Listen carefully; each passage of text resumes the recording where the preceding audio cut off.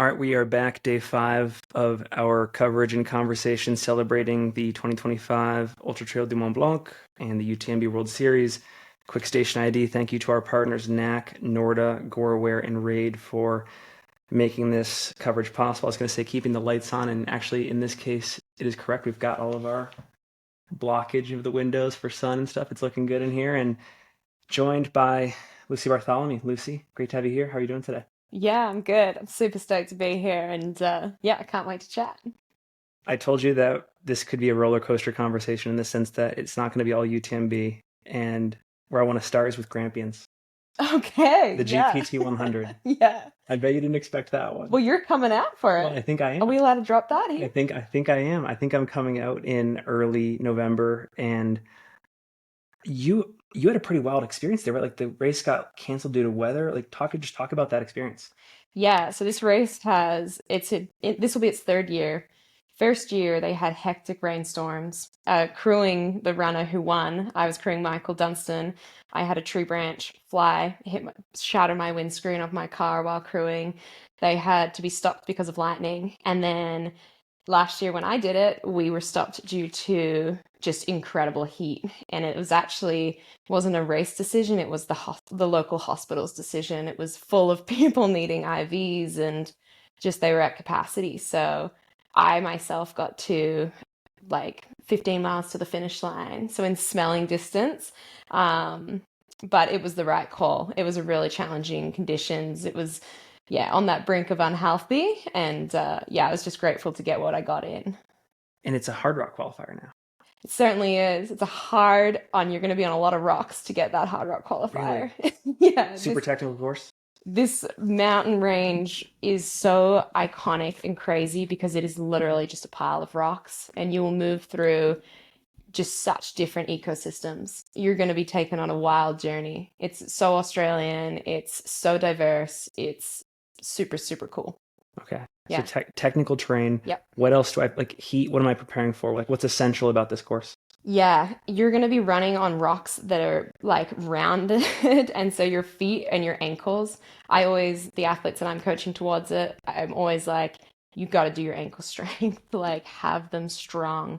Um, you're on, yeah, just kind of terrain that'll just eat your shoes up. So, like having a good sole on your shoes, it's exposed. There's no trees on top of the rocks. They're not getting any water or nutrients from rocks. So, you're definitely in the elements, rain or sun. Okay. Yeah. Yeah, I'm excited. Again, I appreciate all the intel. I don't know much other than I met Joe, I Joe believe. Dorf, Joe legend. Dorf, yeah. Yep. Knows a lot about the sport. Super fan of the sport.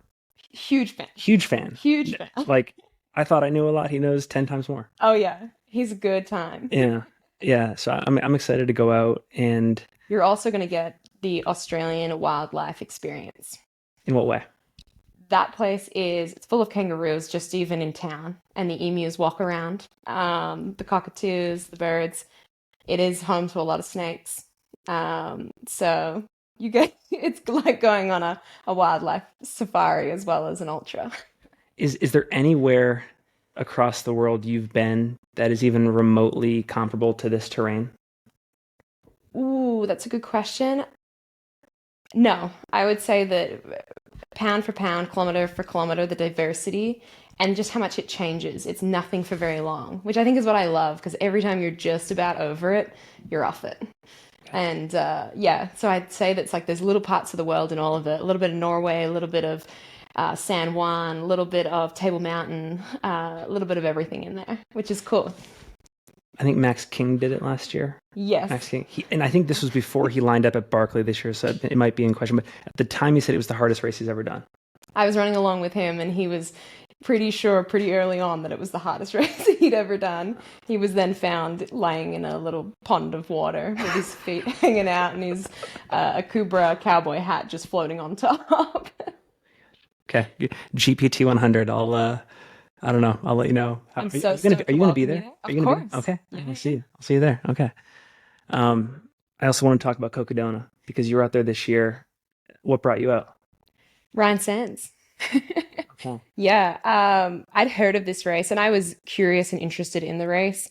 But when Ryan said that he was going out, I love Ryan and I've seen his career I first met him when I was 14. I'm 29 now. So we've seen each other just evolve as athletes and humans. And I think I'd seen him really come to like races like UTMB and kind of like half commit and not have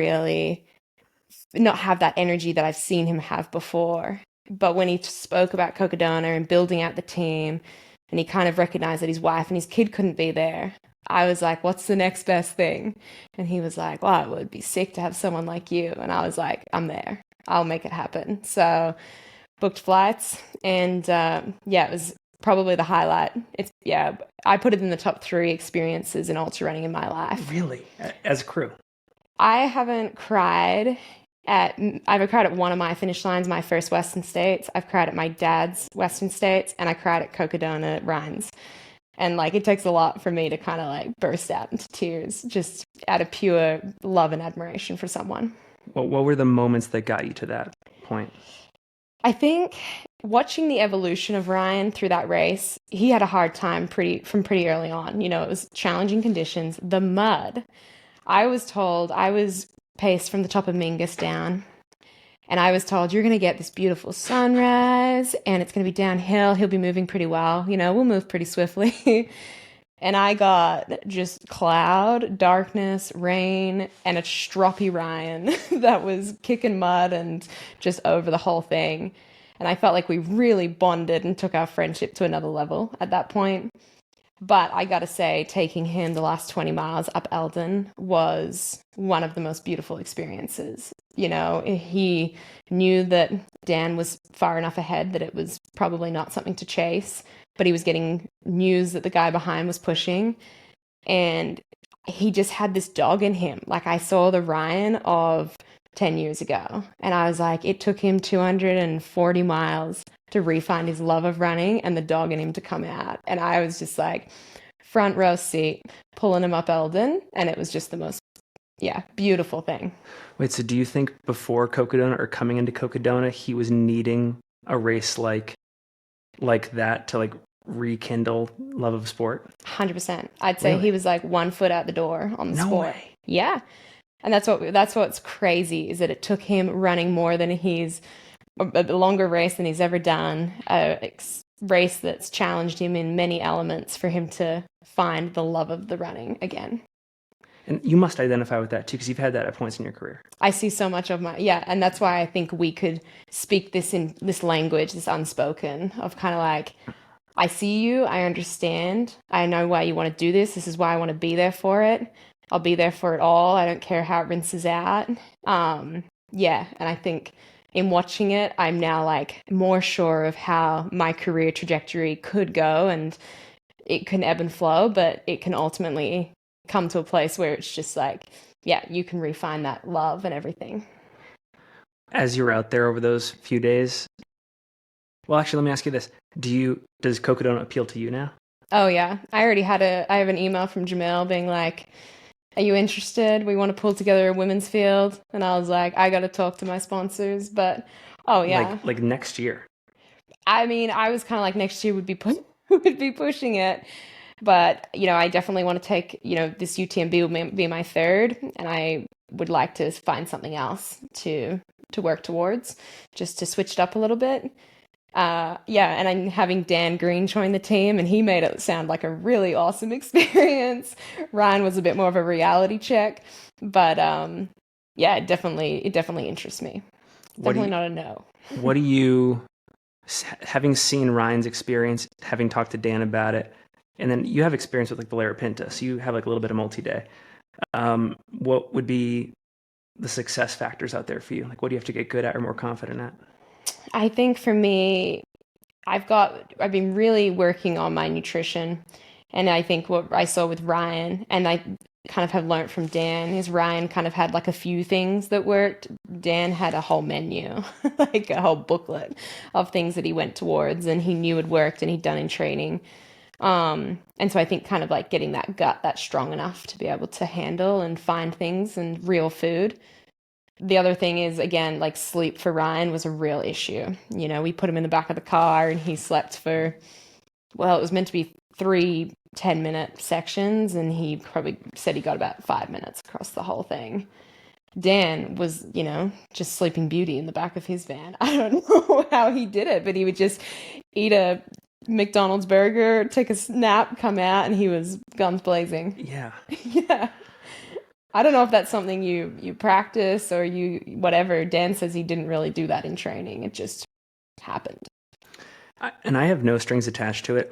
One of the things that I find so fascinating about that race is how quickly it's gone from an extremely niche thing, or like I would even call it, like, for some people, like a retirement race, Totally.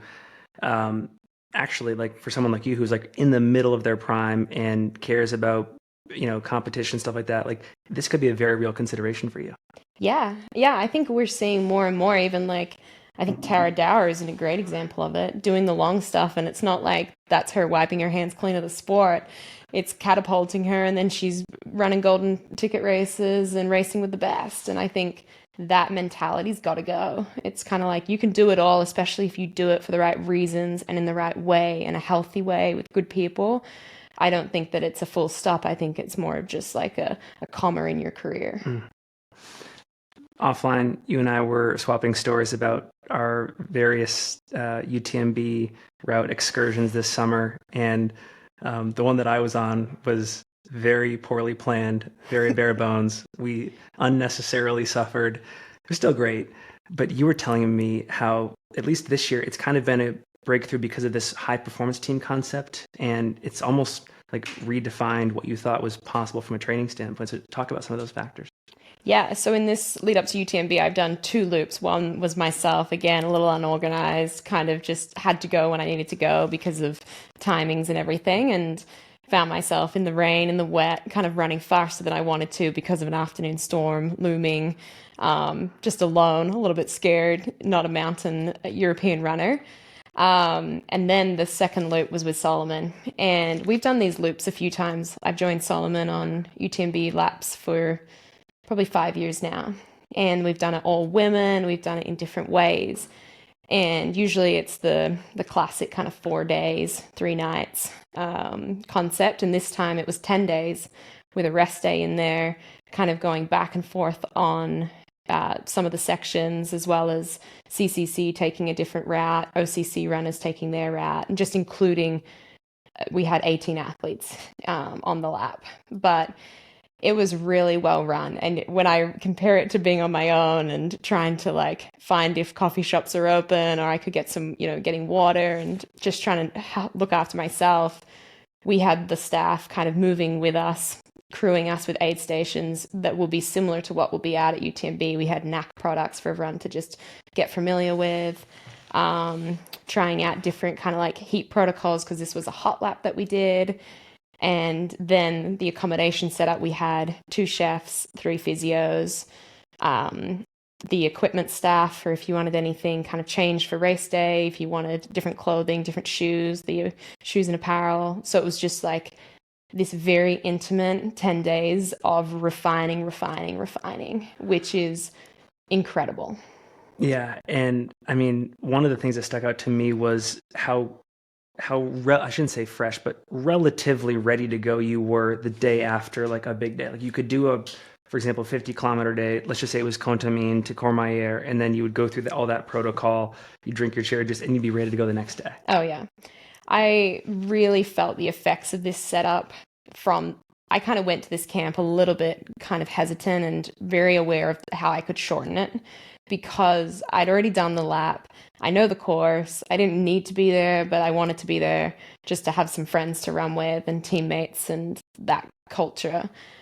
And I kind of said to Solomon, my body and my brain will only be able to do this and absorb this if it is the setup that you're promising on paper. And it was just incredible. You were dropped off on timings. When you crewed through, they kind of like helped you through as if you could do some at like race checkpoint speed and find out how long that was going to take you. Some of the climbs, they'd be like, okay, this is the climb, this is the time Katie did it in, or this is what Jim climbed in. So you could take some data they were pulling. I myself was doing a hard water test, which is where you drink some water, take 3 pee samples, and it will tell you your expenditure of calorically, water, how much water you drink. Like, it's crazy what you can do. And then you'd finish the run, handed cherry juice, handed a smoothie that was kind of like, for me, dairy free and vegan protein and blah, blah, blah. And then you were into lunch. It was laid out, make your meal.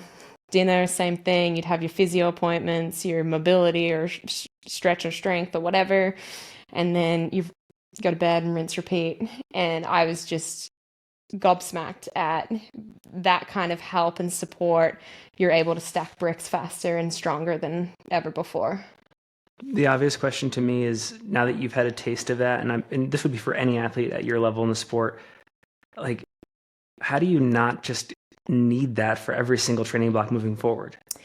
Yeah, I think it's a really good question. I think it's something that, because after camp, a core 5 of us, more the international ones that don't live around here, took a bus and had the same setup pretty much in Valseny. So we've been through 2.5 weeks in a little mountain town that we love. It's very quiet. I've been there 2 times before.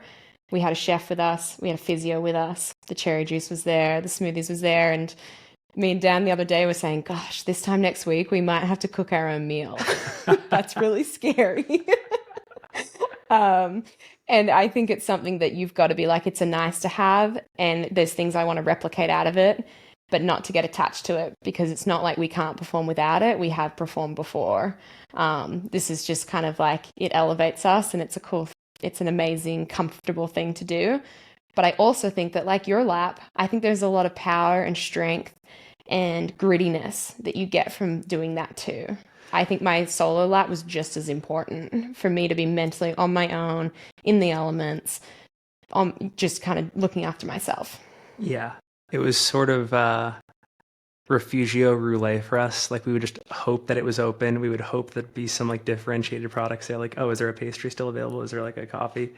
But yeah, I think there was mentally some stuff to be proud of there. But like, again, like this, to have a taste of this and to know that it's possible, and then again, to like, I'll be curious to know what it's like for you if and when it's absent in a future block. Totally. Yeah.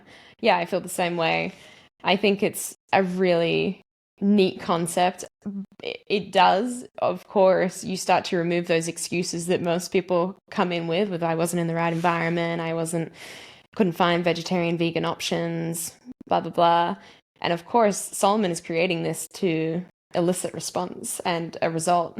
And so I go into this UTMB and I definitely feel like I want to do that program proud, and I want to be able to show what was put forward for us. And that's definitely like a mental side that I think all of us athletes need to also kind of work our way through.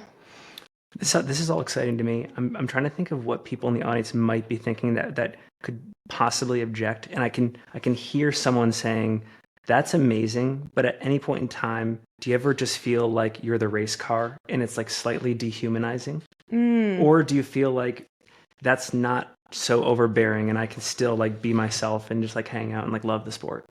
I think the people that are in the team and the culture that when you have a Francois Dehaene in the team who is a soul to the earth from the beginning, roots of the sport, he's kind of like, this is fun and all, but we've got to make sure that we protect our love for the sport.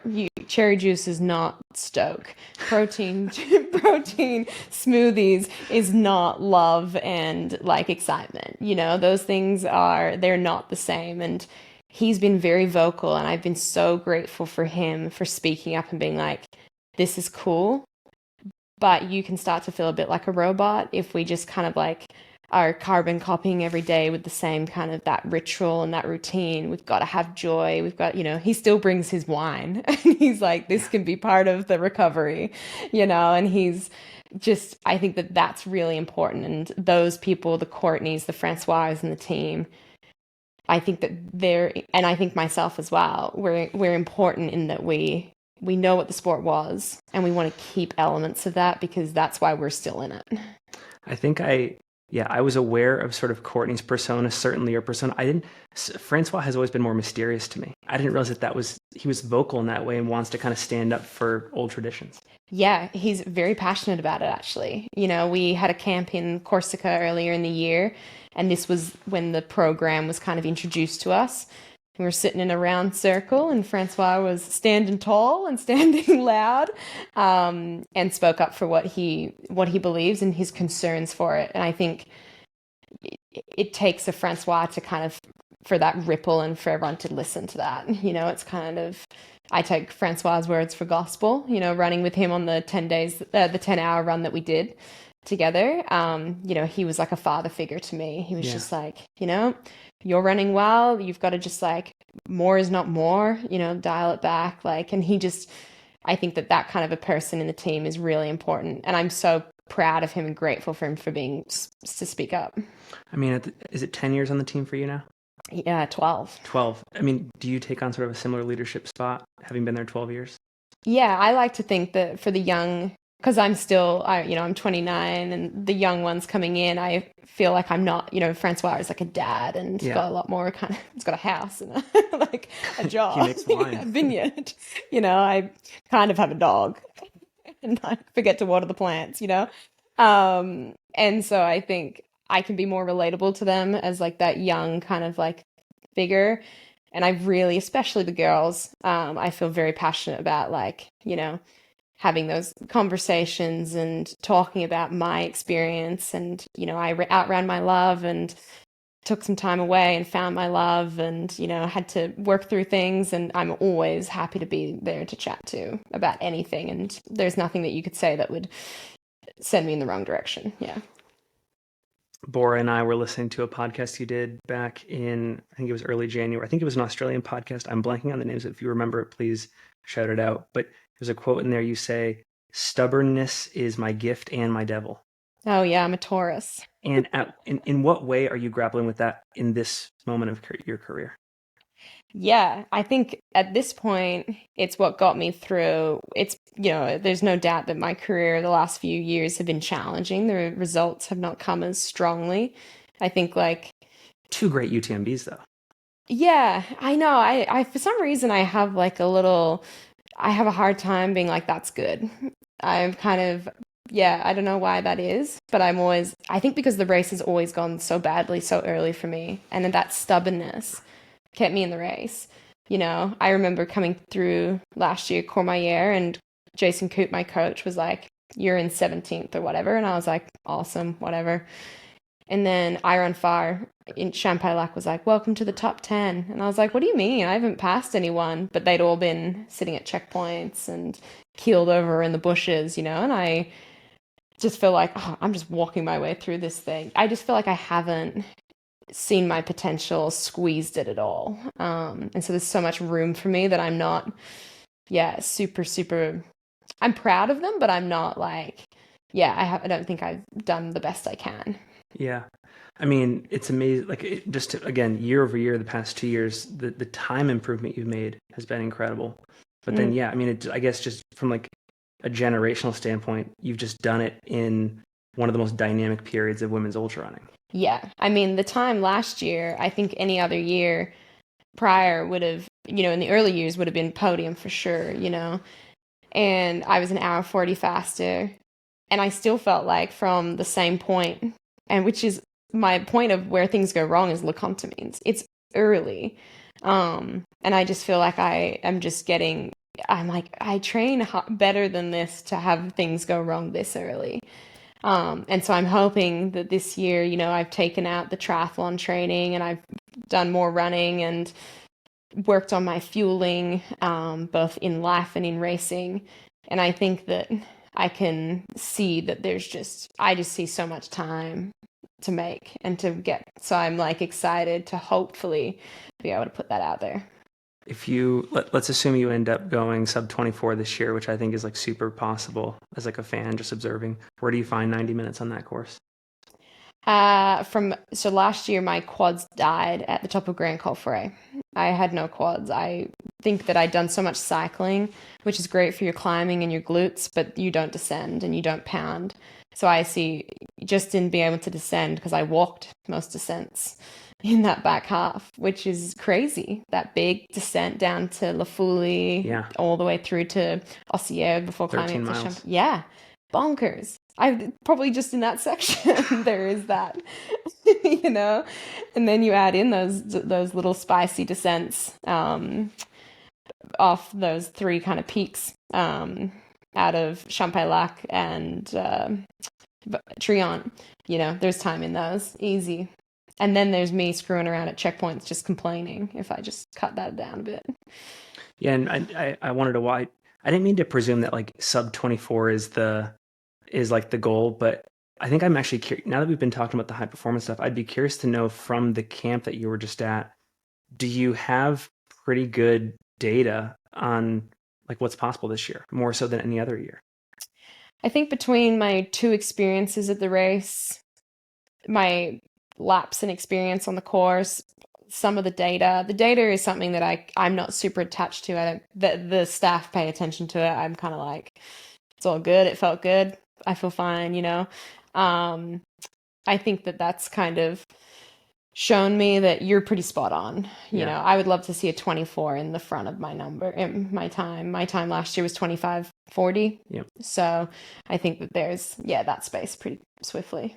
Awesome. Yeah.